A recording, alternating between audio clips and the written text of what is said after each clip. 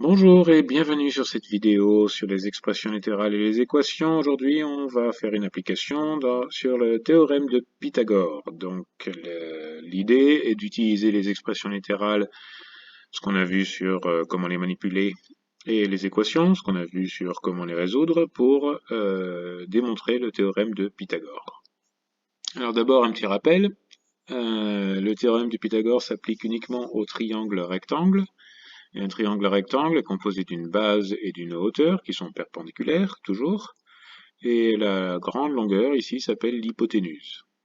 Alors, pour démontrer le théorème de Pythagore, on va faire cette figure. On va faire deux carrés, un grand carré et un plus petit carré. Comme vous le voyez, ce grand carré est composé d'un plus petit carré C et de 4 triangles rectangles qui ont tous comme dimension, base A, hauteur B et hypoténuse C. Un petit rappel de ce que c'est qu'une surface, ou encore on appelle ça aussi une aire. La surface, c'est simplement le produit de deux dimensions. Ici, une base et une hauteur. Donc ce rectangle fait 10 carrés de base et 4 carrés de hauteur. 10 fois 4, ça fait 40. Donc ce rectangle a une surface de 40 cases. Si on coupe un rectangle en deux, dans le sens de la diagonale, on obtient deux triangles rectangles. Donc très logiquement, la surface d'un triangle rectangle, c'est la base fois la hauteur, divisé par 2. Alors revenons à notre petit schéma. On constate donc que le grand carré est composé de 5 surfaces.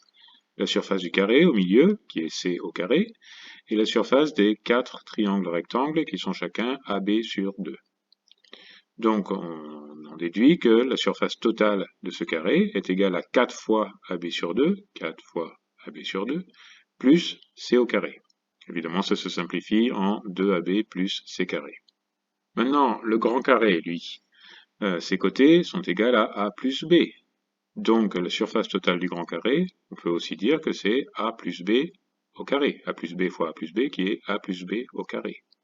Donc on a deux expressions pour la surface du même grand carré, c'est A plus B au carré, ou 2AB plus C au carré. Les deux sont égales. Comme les deux sont égales, comme ces deux expressions sont égales, on peut écrire A plus B au carré est donc égal à 2AB plus C carré. On va changer A plus B au carré en A plus B fois A plus B. Maintenant on va distribuer. Donc en distribuant le A sur ce A, on va obtenir A au carré. En distribuant le A sur le B, on va obtenir AB. En distribuant le B sur le A, on va obtenir encore une fois AB. Et en distribuant le B sur le B, on va obtenir B carré. Donc ça nous donne A au carré plus AB plus B carré. Le tout est égal à 2AB plus C carré, comme on l'a vu. On peut simplifier, les 2AB, on peut les regrouper. Ça fait A carré plus 2AB plus B carré est égal à 2AB plus C carré. Maintenant, on va réorganiser. C'est-à-dire qu'on va passer les 2AB du même côté. Pour faire cela, on fait moins 2AB des deux côtés.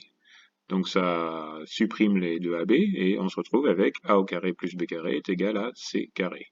C'est ça le théorème de Pythagore, C carré est égal à A carré plus B carré. L'hypoténuse au carré est égale à la base au carré plus la hauteur au carré.